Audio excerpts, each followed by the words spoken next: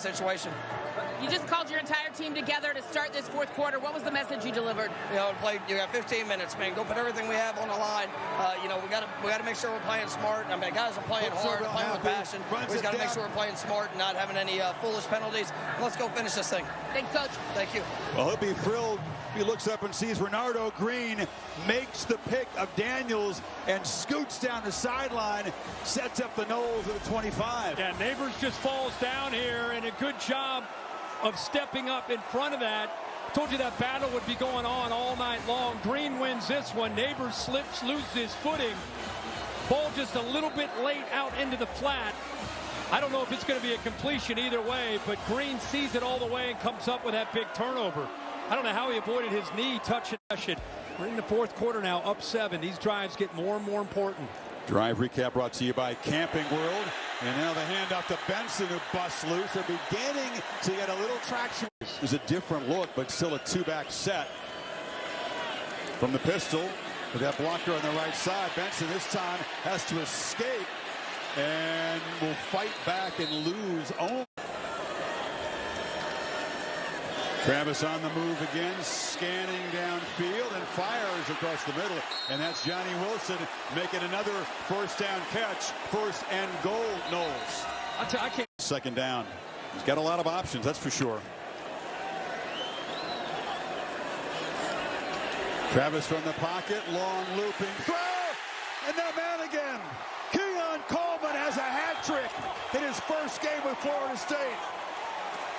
The ex-Spartan showing why he was so coveted out of the portal.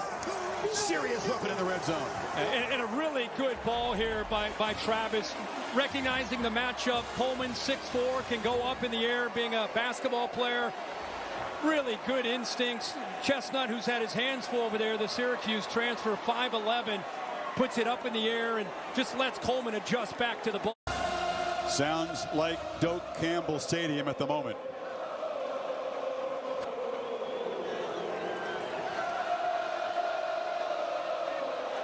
Dragged down is Bradford. Gilbert Edmond, one of those reserves.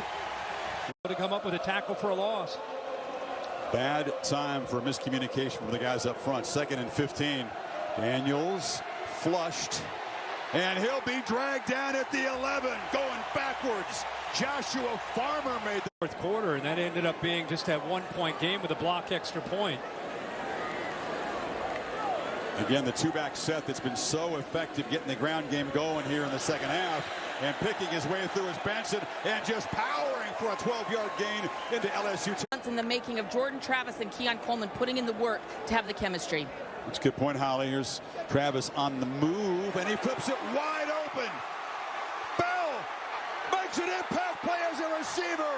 And Florida State may have just stuck the dagger in LSU. We said he'd been a blocker, he'd been a decoy, but he's so capable of that kind of play. 44 yards. Well, because of that, watch what they end up doing with him here. You'll see as the play rolls on. Watch him. He's actually showing like he's blocking, and then he ends up releasing.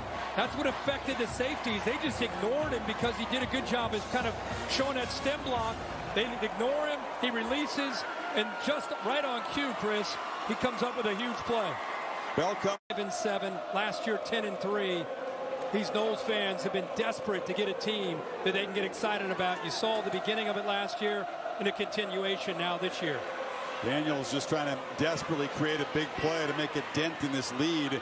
Neighbors makes the catch, and he's up.